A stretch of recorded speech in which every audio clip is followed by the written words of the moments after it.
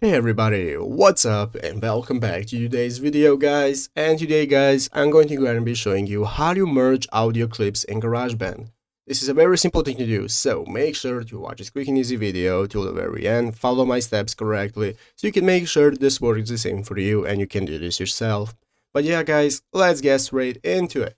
So the first thing you want to do is to go ahead and open up the official GarageBand application on your mobile phone if you're not already. If you do not have the application, just go to the App Store and download it. And after opening it up, you'll be greeted by this main page right here, which is the home page where you can find all the instruments you can access. You have your audio recorder option right here and so on.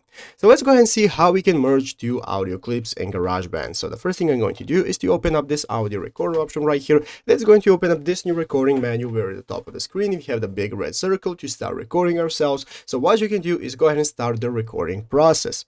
So as you can see, I have just finished recording myself, and now I can go ahead and access my track recordings right here in the upper left corner by clicking this middle button right here. That's going to open up this edit mode. As you can see, now I have made two recordings and two tracks, and now I can merge these two audio clips together. So how I'm going to do that? Well, just by tapping on one of the tracks right here and go ahead and providing it and putting it to the other section of my first track. So you can see, here's my first track, and now I can go ahead and merge these two together. If you want to merge them somewhere in the middle, what you can do is tap on tracks and then you can use the split button. Using the split button, you can delete some sections of the tracks, which later on you can combine the two tracks wherever you want to combine them and merge them. So basically play around with it and get your desired effect right here using the options that are provided. But yeah guys, basically that is it, how to do it. So I hope this video was helpful. If it was, make sure to leave a like and subscribe to the channel. So guys, thanks for watching, take care and bye.